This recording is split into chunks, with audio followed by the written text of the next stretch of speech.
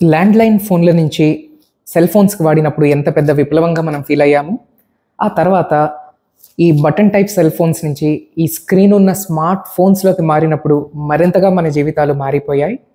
ఇప్పుడు వైద్యంలో కూడా అటువంటిదే జరగబోతోంది. మన దేశంలో మ్యాక్సిమం జనాభా ఫాలో అయ్యేది ఇంగ్లీష్ మెడిసిన్ లేదా modern scientific system of medicine. కొంతమంది దీని పొరపాటున ఎల్లోపతి అని పిలుస్తున్నారు. అది అసలు దాని పేరు కాదండి. ప్రస్తుతం మోడర్న్ మెడిసిన్లో రాబోతున్న విప్లవం గురించి మాట్లాడుకునే ముందు దీని గతం గురించి కాస్త తెలియాల్సిందేనండి. Father of modern medicine Hippocrates కాలం నుంచి సుమారుగా 1800-2000 సంవత్సరాల వరకు ఒక ఫేజ్ నడిచింది. దాన్ని 1.0 కింద పిలుద్దాము. ఈ ఫేజ్లో చాలామంది ప్రజలు జబ్బులు అనగానే అది భగవంతుడి శాపం కింద చేసుకున్న పాపాల కింద కేవలం అంత మట్టుకే అని ఆలోచించేవారు. అంతకు మించిన సైంటిఫిక్ థాట్ చాలామంది ప్రజలకు ఉండేది కాదు. అనేక శతాబ్దాల తర్వాత మెడిసిన్ 2.0 అనేది ప్రారంభమైంది. ఇది సుమారు 1900 సంవత్సరం తర్వాతనే మొదలైంది. దీనికి కారకులుగా ముగ్గురిని మనం చెప్పుకోవచ్చు.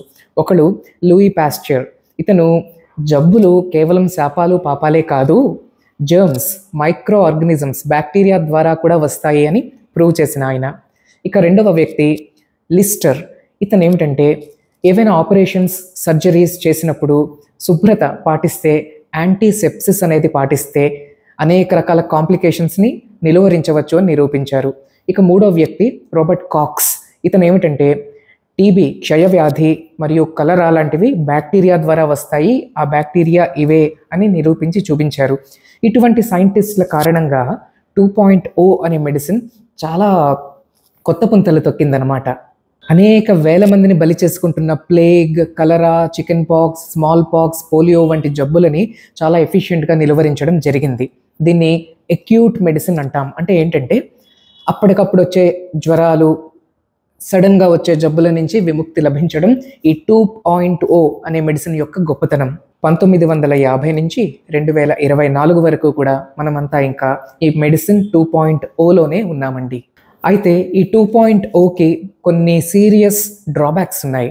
ఒకటి, ఇది అక్యూట్ డిసీజెస్కి బాగానే సమర్థవంతంగా ఎదుర్కొంటుంది, కానీ క్రానిక్ డిసీజెస్ పట్ల దీని ప్రభావం చాలా తక్కువ. సెకండ్ పాయింట్, ఇది లైఫ్ స్పాన్ని పెంచుతుంది కానీ హెల్త్ స్పాన్ని పెంచదు.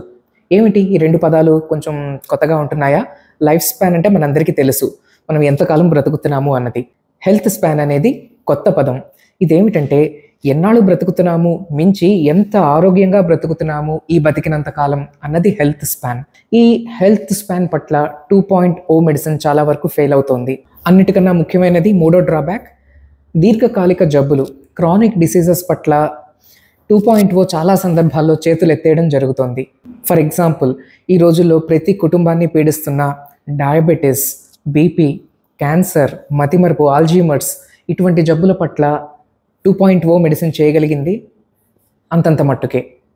అందుకని ఇప్పుడు 3.0 మెడిసిన్ ప్రారంభం కావాల్సిన సమయం వచ్చింది. ఈ 3.0 అనేది చాలా లేటెస్ట్ కాన్సెప్ట్. ఇప్పుడిప్పుడే ప్రజలు, డాక్టర్లు అందరూ కూడా ఇందులోకి అడుగు పెడుతున్నారు.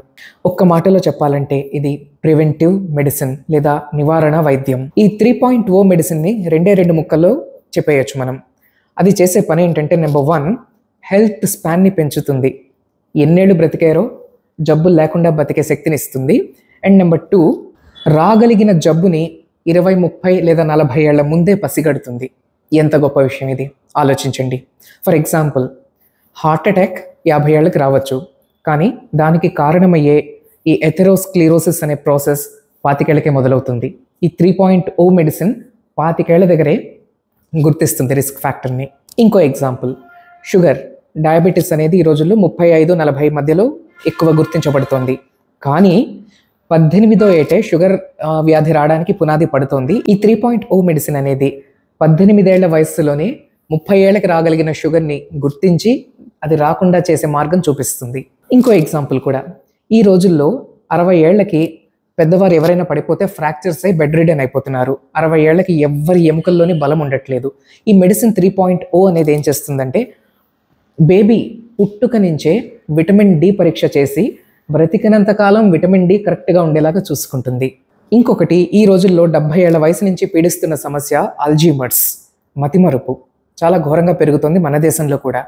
ఈ 3.0 మెడిసిన్ ఏం చేస్తుందంటే 30 ఏళ్ల వయసు నుంచే ఎక్సర్సైజ్ యాక్టివిటీస్లోకి దింపి 70వ ఏట ఆల్జీమర్స్ రాకుండా కాపాడుతుంది. కనుక ఈనాటి కాలంలో 2.0తో సరి సమానంగా 3.0 మెడిసిన్ చాలా అవసరమండి. దీని గురించి ఇంకా తెలుసుకోవాలని ఆసక్తి ఎంతమందికి ఉంది? ఒకసారి కామెంట్ చేసి చెప్పండి. దీన్ని ఎలా డెవలప్ చేయాలి, ఈ వీడియోస్ని ఫర్దర్గా టేకప్ చేయాలా లేదా అన్నది నేను డిసైడ్ చేసుకుంటాను. So take care, all the best.